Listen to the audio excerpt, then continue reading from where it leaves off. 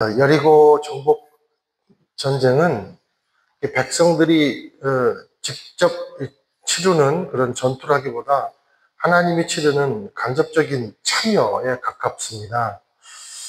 이것을 조금 우리가 이제 어려운 말로 제의적 방식의 전투다 이렇게 얘기합니다. 제의. 그러니까 제의가 뭐죠? 예배 형태, 예배의 방식으로 치르는 전투라고 합니다.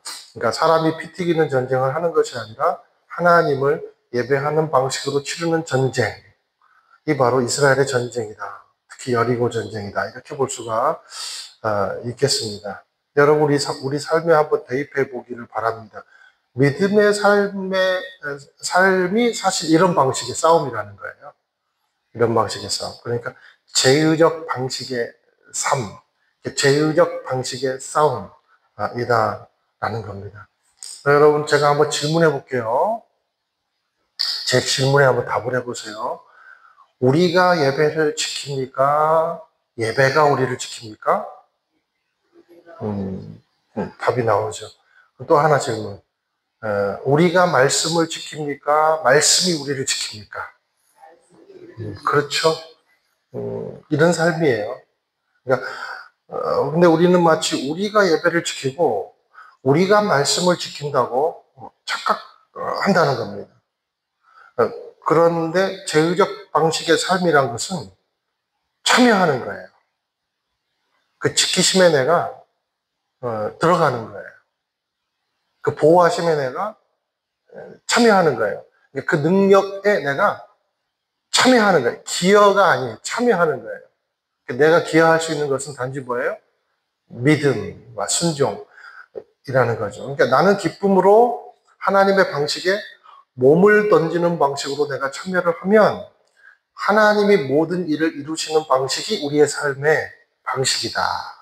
저는 이것을 제의적 삶의 방식이다. 이렇게 한번 이름 지어보고 싶습니다. 더 쉽게 얘기하면 예배하는 삶의 방식이다.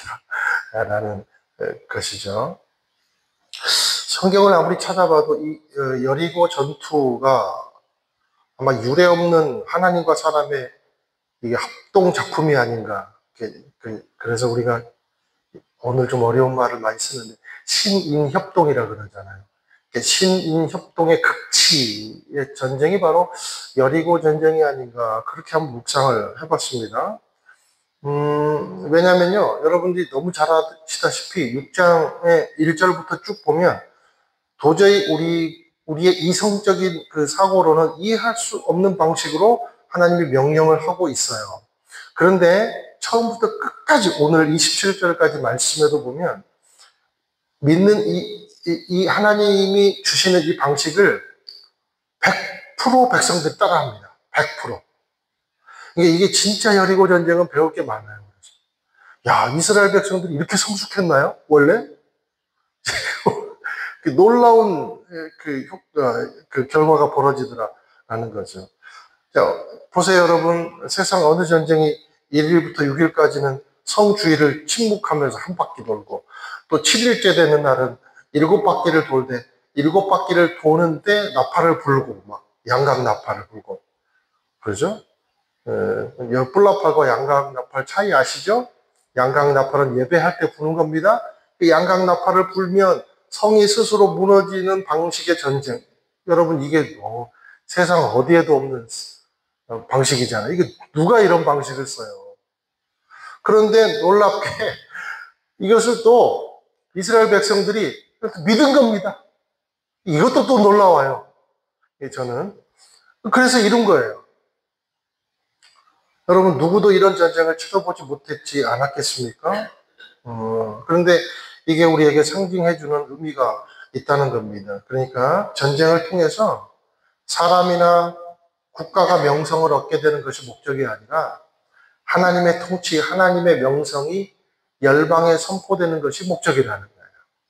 그것이 바로 이스라엘이 치르는 모든 전투의 목적입니다. 하나님의 영광, 하나님의 나라, 하나님의 통치가 드러나고 하나님의 이름이 열방 가운데 드러나게 하기 위해서 지음받은, 택함받은 이들이 이스라엘 백성이고 그들이 하는 모든 행동을 통해서 누가 드러나야 됩니까? 하나님이 드러나게 하는 것이 하나님의 목적이라는 겁니다. 그러니까 우리도 우리 인생에서 엄청 많은 전쟁을 치르잖아요. 그죠? 학생이면 진로 문제, 직장인이면 직장의 어떤 문제, 부부 관계 문제, 경제 문제, 질병 문제, 곳곳에서 터지는 뭐 크고 작은 분쟁 문제. 우리 주차 갖고도 막 싸우잖아요. 그죠? 얼마나 많은 크고 작은 전쟁들이 우리의 삶 가운데 일어나는지 모르겠어요.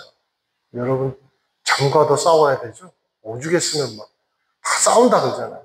오늘은 나는 잠과 싸워 이겼어. 나는 게으름과 싸워 이겼어. 그러잖아요. 그러니까 우리가 삶이 얼마나 이게 전투적인가, 전쟁이라는 방식으로 많이 표현을 한다라는 거죠. 그런데 여러분, 이제부터 좀 개념을 우리가 바꿔보기를 바랍니다. 하나님을 끌어들이는 방식으로 문제를 해결하지 마세요.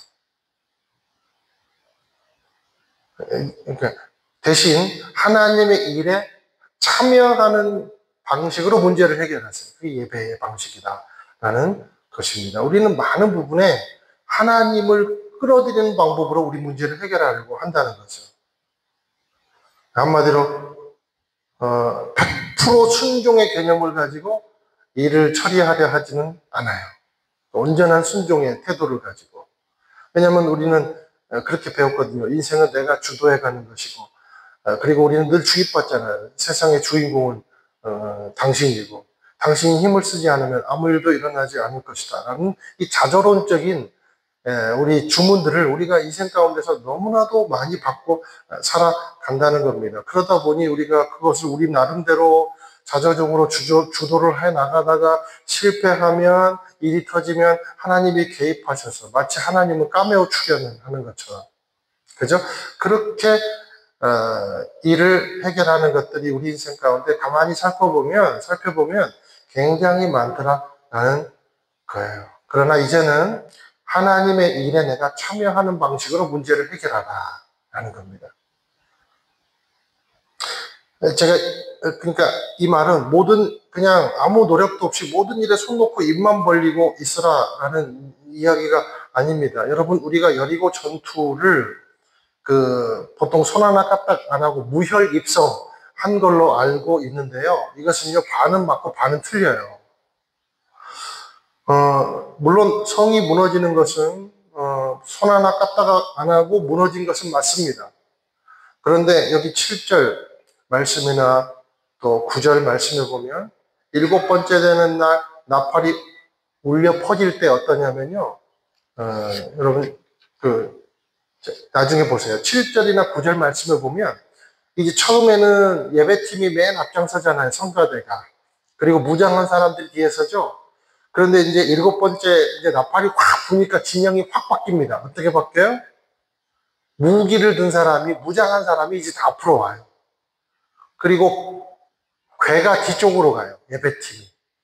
이게 무슨 말입니까?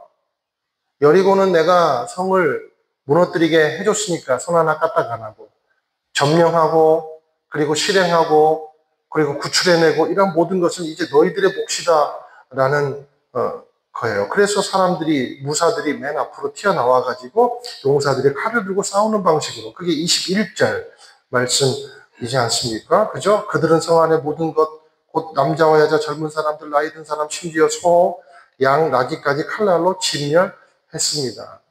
그리고 라합의 집에 들어가서 구조작업. 다 누가 해요? 사람이 순종하는 마음으로 하더라라는 것입니다. 그리고 금, 은, 청동은 취해서 하나님이 주신 말씀 그대로 여호와의 집 금고로 옮기고 불태울 것은 불태우고 매뉴얼대로 열심히 움직였다라는 거예요. 자, 보세요. 그러면 우리 몫이 있습니까? 자, 그런데 우리가 이렇게 움직이고, 그리고 전투하고, 우리가 기도하고, 예배하고, 이런 모든 것들의 끝에 목적이 있다는 거예요. 자, 한번 봅시다. 그 목적과 과정 한번 보겠습니다. 빌립보서 4장 6절에서 7절 한번 읽어보실게요. 시작. 아무것도 염려하지 말고 오직 모든 일의 기도와 간구로 여러분이 구할 것을 하나님께 감사함으로 아뢰십시오. 그리하면 모든 생각을 뛰어넘는 하나님의 평강이 그리스도 예수 안에서 여러분의 마음과 생각을 지켜 주실 것입니다. 자, 또 한 번 읽을게요. 그러면 왜 이래야 되는가? 고린도전서 10장 31절 읽습니다. 시작. 그러나 여러분은 먹든지 마시든지 무엇을 행하든지 모든 것을 하나님의 영광을 위해 사십시오. 자, 하나님의 일에 참여하는 제2방식, 예배적 방식으로 문제를 해결하는 방법이 그럼 뭔가? 염려와 근심을 내려놓고 오직 믿음과 감사함의 시선을 가지고 하나님을 바라보는 것이 제2적 방식의 삶, 예배의 방식의 삶이다라는 것입니다. 모든 일을 만났을 때, 그죠? 간구와 감사와 기도로 나아가는 거예요. 또한 무슨 일이든지 내 영광을 추구하고 내가 무언가 취득받고 해결하는 것이 응답의 끝이 아니라 이 일을 통해서 하나님의 영광이 드러나게 하는 것. 나와 주변에 관계된 사람들이 하나님의 영광을 보게 하는 것이 바로 하나님의 일에 참여하는 방식으로 살아가는 믿음의 사람의 삶의 방식이라는 거예요. 제가 지금 어렵습니까, 이게? 너무 어려워하시는 것 같은데. 제가 이 정도까지밖에 설명 못할 때 알아서 잘 새겨 들으시길 바랍니다. 우리 15절, 16절 한번 읽어보실게요. 시작. 7번째 날이었습니다. 그들은 동틀 무렵 일어나 그런 식으로 성을 7번 돌았습니다.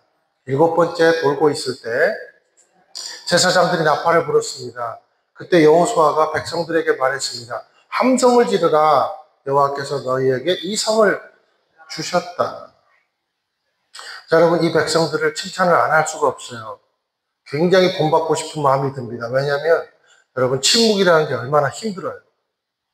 야, 솔직히 함성보다 더 어려운 게 침묵이거든요. 우리가 사람이 긴장을 하거나 아니면 거대한 이스라엘 백성처럼 이 초롱성을 두고 있으면 안절부절 못하는 것이 인간입니다. 그러니까 차분해지기 어려운 거예요.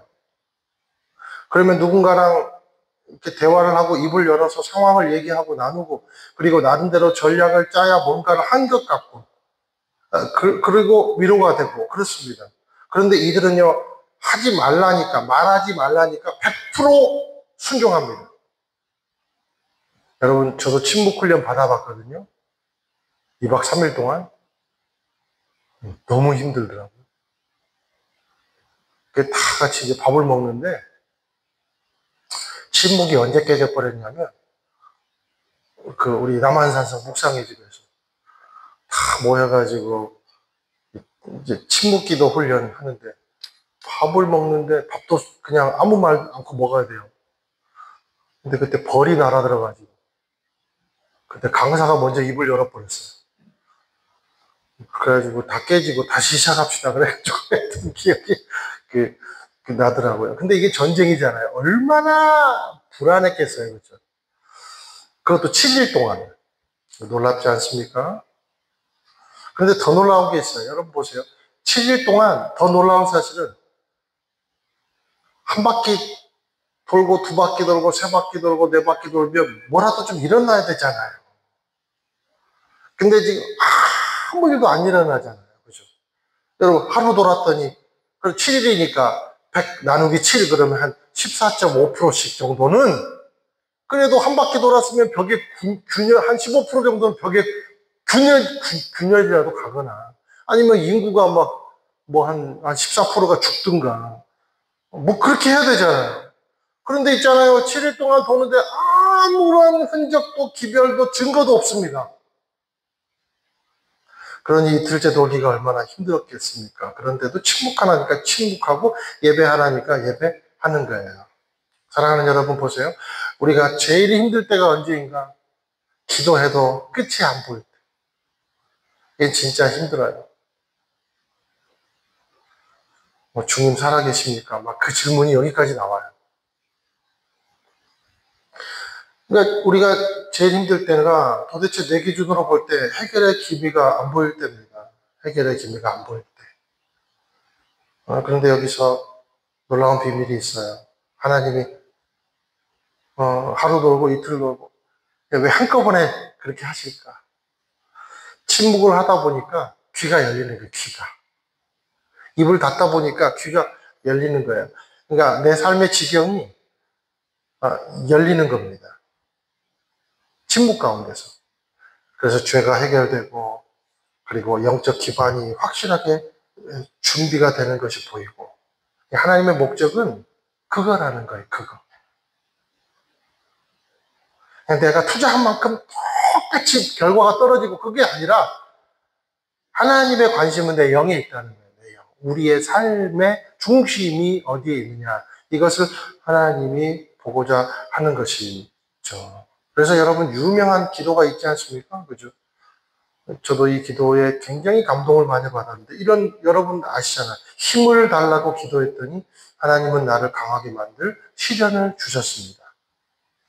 지혜를 달라고 기도했더니 하나님은 내가 풀어야 할 문제들을 주셨습니다. 용기를 달라고 기도했더니 하나님은 극복해야 할 위험들을 주셨습니다. 사랑을 달라고 기도했더니 하나님은 도와야 할 상처받은 사람들을 나에게 보내주셨습니다. 그러고 보니 결국 내 모든 기도는 응답되었습니다. 이게 하나님의 목적이라는 거예요.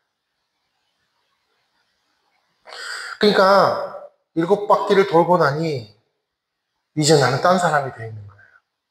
침묵 훈련을 하니까. 어떻게 보면 영적 에바다가 열린 거예요.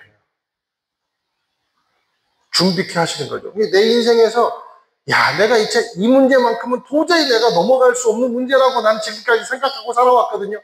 그런데 하나님이 제의적 방식으로 내가 전쟁에 참여하니까 예배하는 방식으로 하나님의 일에 내가 몸을 던지고 투신하며 나아가니까 내가 내 인생에서 이 일은 극복할 수 있을까? 이 고비는 내가 극복할 수 있을까라고 생각했던 것이 어느새 거뜬히 넘어갈 수 있는 영적 바다가 된다. 놀라운 거죠.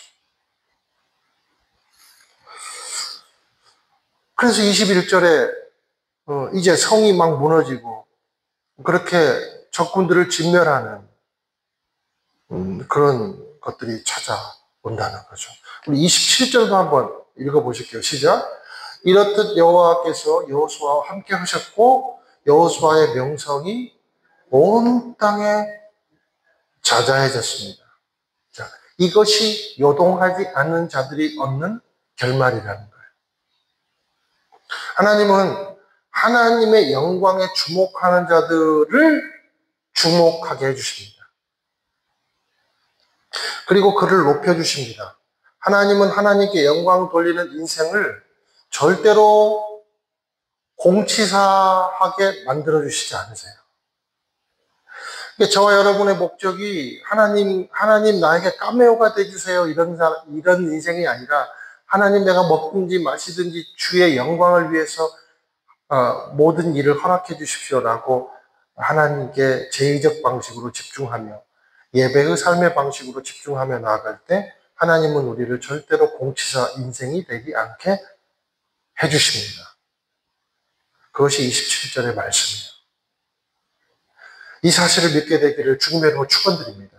저와 여러분이 일촉즉발의 위기에서도 입을 닫고 귀를 열어 100% 순종함으로 얻어지는 놀라운 경험을 얻게 되기를 주님의 이름으로 축원을 드립니다. 결국 7째 되는 때 철옹성이 한꺼번에 여러분 무너지지 않습니까? 그렇죠?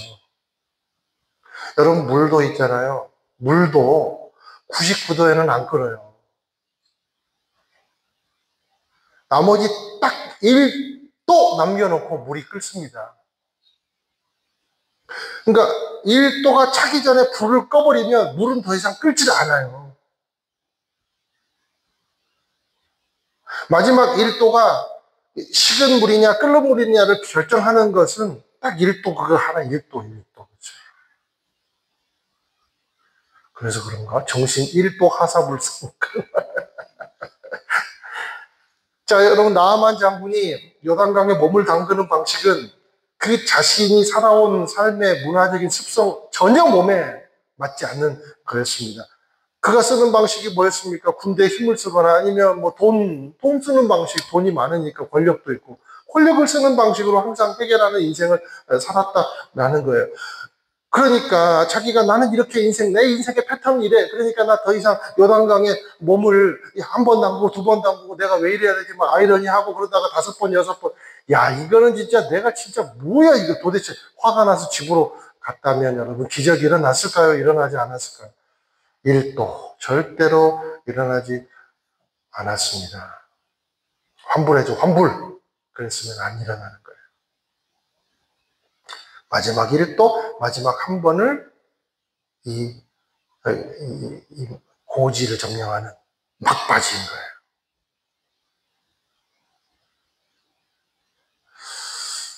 거예요. 사랑하는 여러분, 저는 이 말 좋아요. 하나님이 만지시면 5분도 안 걸린다. 사랑하는 여러분, 5분을 잘 참아내시기를 바랍니다. 마지막 1도를 참아내세요. 저와 여러분에게 포기하지 않는 믿음이 있기를 축원드립니다. 저와 여러분에게 100% 순종의 믿음이 있게 되기를 축원드립니다. 24절, 25절 한번 읽어보실게요. 시작. 그러고 나서 그들은 그 성과 성 안에 있는 모든 것들을 불태웠습니다. 그러나 은과 금, 청동과 철로 된 그릇들은 여호와의 집 금고에 넣었습니다. 여호수아는 창녀라합과 그의 아버지 일가족과 그녀에게 속한 모든 것을 살려 주었습니다. 여호수아가 여리고를 몰래 살피러 보냈던 정탐꾼들을 그녀가 숨겨 주었기 때문에 라합이 오늘날까지 이스라엘 자손 가운데 살게 된 것입니다. 여러분, 제가 여러분 궁금해할까봐 그 여리고성 그림을 하나 좀 아주 오래된 그림인데 한번 띄워주시겠어요? 아, 이거 잘 보여. 다른 사진. 이게 잘 보여. 그렇죠. 여기 저 윗성벽 보이죠?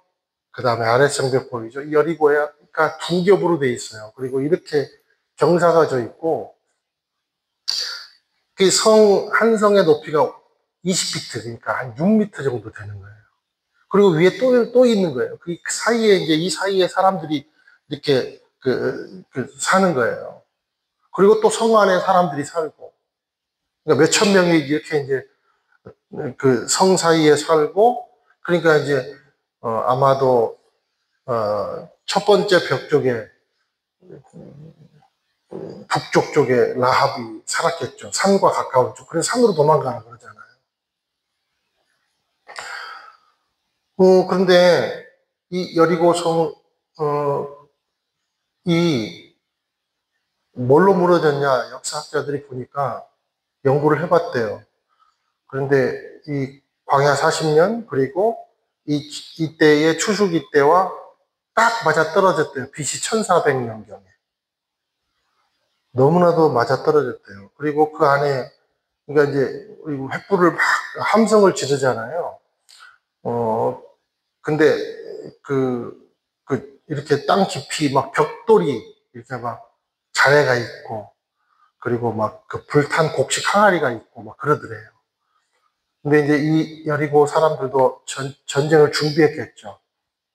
그러니까 이제 항아리에다 곡식을 담아, 그게 뭐 통째로 탄 흔적도 있고, 뭐 그러더래요. 그런데 이제 연구를 해보니까 이게 있잖아요. 우리가 지진이 일어난 거예요. 그리고 공명이라는 거 아세요? 공명? 우리가 쉽게 얘기하면 우퍼. 오디오 시스템 보면 우퍼 있잖아요. 거기다가 우퍼 팡팡하게 틀어놓고 이런 거 막 CD 있잖아요. CD. 플라스틱 CD 올려놓으면 바로 깨져버립니다. 그런 방식으로 막 지진이 나고 하나님이 하신 거죠. 그리고 아이고, 사진이 어디 갔어? 이렇게 돼 있잖아요. 그게 성이 무너지니까, 아까 거. 성이 무너지니까 자연스럽게 길이 난 거예요. 저 앞에 있는 20피트짜리 성이 무너지니까, 그리고 위에서 무너져 내려오니까, 이렇게 언덕길이 생기는 거예요, 언덕길이. 그러니까 그냥 가서 올라간 거예요. 타고, 무기를 든 백성들이 타고 올라간 거예요. 그렇게 해서 점령이 된 거에 여리고 성입니다. 그런데 하나님은 왜 다 불태우고 진멸하라 그랬을까? 이 아까운 성을, 그쵸? 곡식도 많고. 그런데 여러분, 이 안타까운 게 심판이기 때문에, 심판. 여리고를 지금 심판한 거예요. 그리고 두 번째는 가나안의 첫 전쟁이기 때문에, 그러니까 첫 열매, 하나님의 몫이라는 겁니다. 만일 그런 생각을 해봤어요. 이 일주일 동안에 이 라합은 지금 살아났잖아요. 하나님을 인정해가지고. 근데 왜 심판일까? 왜 다 진멸했을까? 만일 여리고가 기브온 사람처럼 회개하고 나왔다면 7일 동안에, 그럼 아마 다른 방식으로 이 성이 정복되지 않았을까? 그런 생각을 해봤어요. 여러분, 라합을 보면 알 수 있잖아요. 이 수천 명이 사는 여리고성이 다 무너져도 약속한 가족, 믿음의 가족은 살아남았다라는 겁니다. 이런 지진과 공명의 위기 속에서도 하나님은 하나님께 회개하며 나오는 인생, 그리고 하나님께 순종하는 인생은요, 절대로 소멸시키지 않으세요. 여러분, 이것을 믿기를 주님의로 축원드립니다. 그러면요, 우리 인생에서 어떤 일이 일어나도 신뢰가 있어요. 신뢰가. 약속에 대한 믿음이 있습니다. 하나님은요, 하나님께 순종하는 인생을 절대로 소멸시키지 않습니다.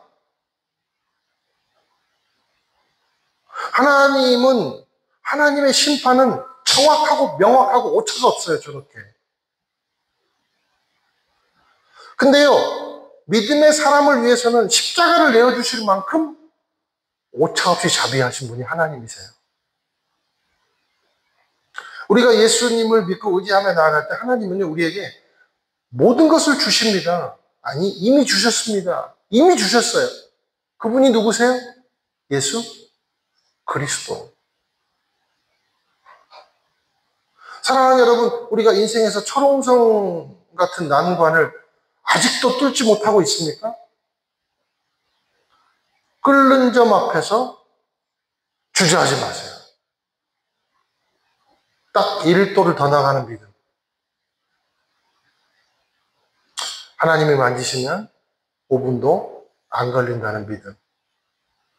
그 믿음을 가지시기를 축원드립니다.